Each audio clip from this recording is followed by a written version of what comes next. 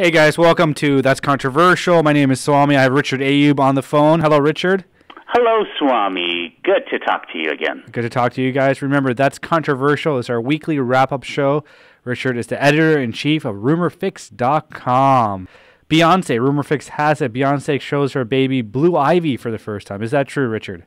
That is true. And, for months, when this gorgeous little baby girl was anywhere, Beyonce and Jay-Z have been very, very protective of her and have covered her up with blankets and sheets. And, when they've been transporting her from hotels or beautiful places into cars, you never get a glimpse of Blue Ivy.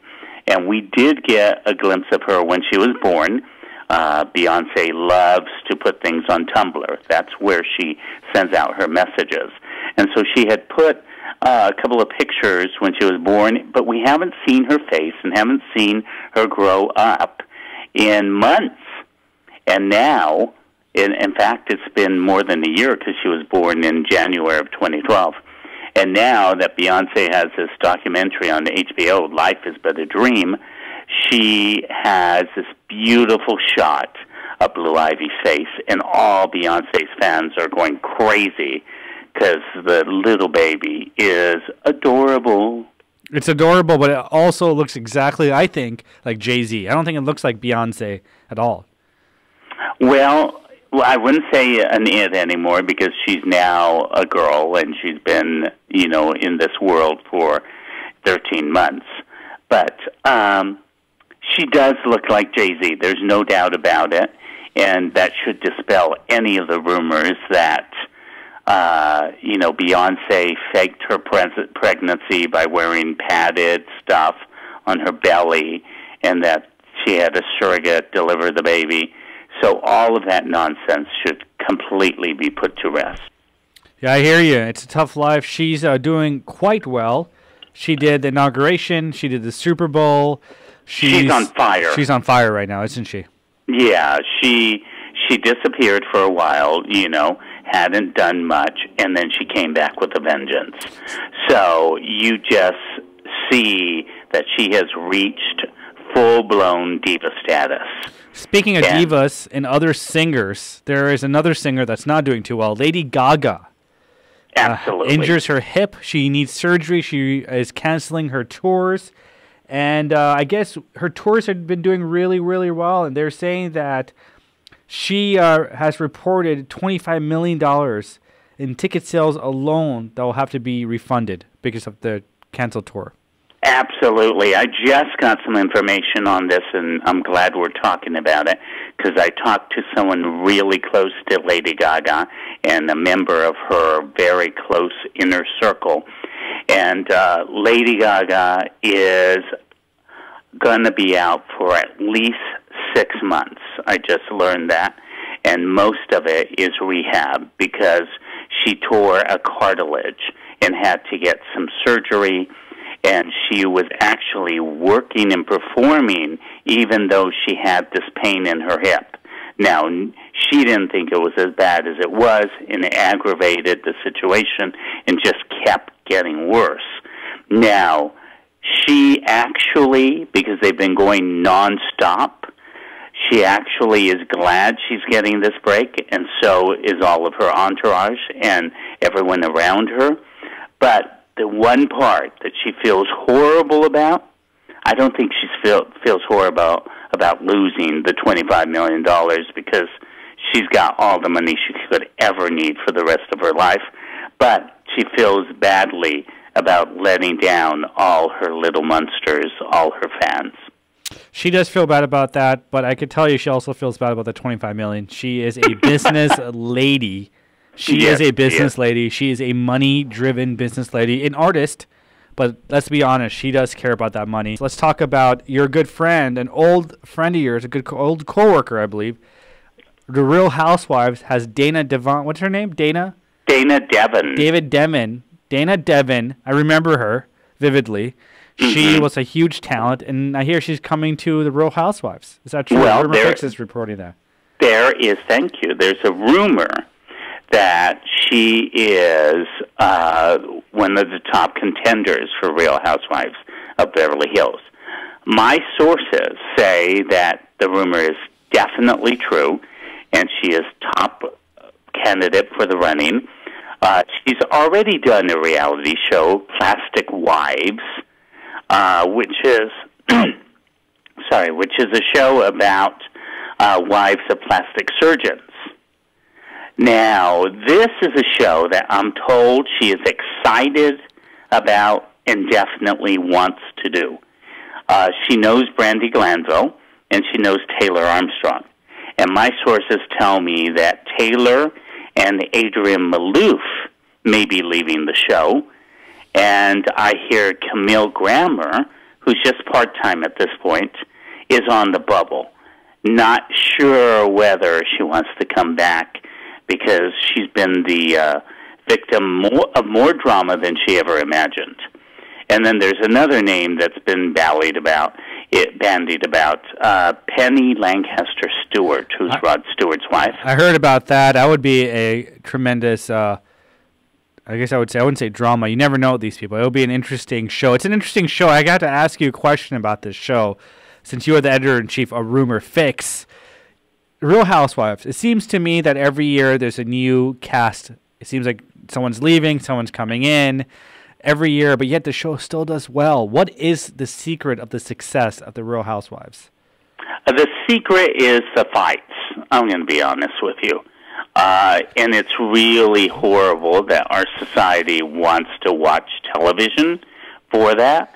But when you see women fighting, it's something that gets people going. They love to see the yelling, the finger pointing, the, touching your shoulder. And then, of course, when you start pulling the hair, the fans go crazy over that. They also love the fact that this is Beverly Hills. So not all of the women are wealthy, but most of them are. Now, I read a book by Andy Cohen, who is the creator of Real Housewives. I read his autobiography book. It is absolutely sensationally brilliant. It's a laugh-out-loud funny. It's a must-read for anyone in TV and anyone who aspires to be in television. But he talks about two things that are interesting about the Housewives. First of all, he talks about how he was working at 48 Hours Murder Mystery, I believe, and how he said that the different angles, camera angles that they used there, and how clever they were and how close they were about reaction shots, how that helped out with the Real Housewives. The reaction shots really help out in storytelling. That's one thing I didn't realize. Secondly, he says it's the modern-day soap opera. Would you agree with that? I would agree with that. I would definitely agree with it. It's a primetime soap opera. So it's the modern-day Dallas, or in fact, there's a modern-day Dallas on there, but it's Dynasty, it's Falcon Crest, it's all of that, because it's Real Housewives of Beverly Hills in particular is the extravagant, elegant lifestyles, and then you see the drama behind it. Rihanna gets a plot plant for Valentine's Day. Is that true, Rumor Fix? Absolutely. She tweeted a picture of a plant in the shape of marijuana and a marijuana leaf, and it was a pot plant. And there are rumors that Rihanna and Chris Brown already broke up. On Wednesday, they were at the same club, Playhouse in Hollywood, and they reportedly didn't even talk to each other, and they kept away from each other. Thursday, which was Valentine's Day, Rihanna was out at another club called Block, a brand new club in town, and she was alone.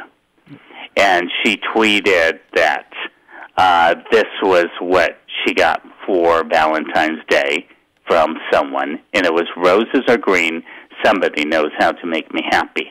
Nice. At least someone's treating her well. Yeah. The good thing with the pot plant is it won't ever hit her, so she doesn't have to worry about that. It'll just take care of her and calm her down. And she's very, very open about her love of the herb. Last but not least, the last news of the day, Google. You like Google? No? Well, yeah. I have a friend who is working for them, so I'll say that. Yeah, I'll say yeah for now. Okay, well, they're opening up stores. Right, Richard? Retail stores, like the Apple Store. What are they selling? Androids, and they're selling... what are they selling? Androids? tablets, phones, and all the other fun stuff, that Google is cooking up. It's an interesting concept because Google bought YouTube. Google, is dominating in a lot of areas, and to open up retail stores, that takes it away from just being something you play with on the internet and becomes very tangible. It's going to be interesting to see if they can transition to that. I don't know if you have seen this yet, and I don't know how many markets it is in, but definitely here in Los Angeles at Century City, Microsoft has a store. And it looks just like the Apple Store. It's sleek, it's clean, it's got computers on big, long tables, and everyone, decades after Apple invented the idea of customer service and great interaction, they want to copy that formula because it's obviously working. Apple is getting bigger and bigger of the market share. More and more of the market. It's funny, Richard. It's like Apple is the new Tiger Woods. It may not be the leader in the clubhouse. He may not be winning the tournament at the time, but everyone wants to be like Apple now. Like you said, with Windows, the sleek new store, and Apple, they have that very clean, sterile feeling when you go into one of their stores, or I use an Apple computer. Everyone wants to be Apple now. It's amazing. Speaking of Apple, Apple's launching its retail stores into Turkey. And soon it'll go into India. They're opening up, I think, 40 new stores this next year. But, the thing about Apple is interesting is, are they still changing the industry? Are they still, disturbing the industry? It's going to be interesting for the next couple of years to see what happens, because now everyone's caught up. Well, this is something interesting I just found out. A good friend of mine used to work for Apple, and he used to interact with Steve Jobs. And so I wondered, how far ahead were the Apple products that Steve Jobs worked on? Like the iPhone 5, was he involved in it? He said, absolutely. He said that Steve Jobs was 5 years ahead of anything that's being released. So from the moment of his death to 5 years, everything had Steve Jobs' touch on it, which I didn't even know. How was his perception of Steve Jobs? Did he have any positive, negative, interesting anecdotes about him? He wasn't a nice guy. He was not a nice guy. Yeah, and that's what we hear a lot. And I think he even admitted it in his book. And I think he also admitted that he wasn't really that good of a family man, too. Right. The guy was brilliant, obviously, but wasn't always really nice. And I'm going to end this show with something to think about. Google, the best thing they've, I think, have done in years, the thing they might be remembered for is YouTube. YouTube's going to change the world more so than it's ever done. And these Google stores, you hit it on the nail, Richard. You said YouTube, and that's the deal. To have YouTube and have YouTube shows at each Google store, they'll be able to have live TV shows, at their Google store. So they want to. Because they created YouTube, and now, they didn't create YouTube, they bought YouTube. And now YouTube is changing everything. Oh, yeah. YouTube is an extremely profitable company. I don't know if you know this, but if there is a channel that has either overlay ads or pre-rolls on it, YouTube off the top gets 45% of all of that ad revenue. So every single channel that's monetized on YouTube, Ellen DeGeneres' channel, all these channels, they have millions and millions of views. YouTube is getting a chunk of that money. That's huge. And thank you, Richard Abe, the editor-in-chief at RumorFix.com. I'm Swami. That's controversial. Another week, we bring you the news of the week, entertainment, world, political, and YouTube and Google and technology, what have you. We'll see you guys next week. Be safe.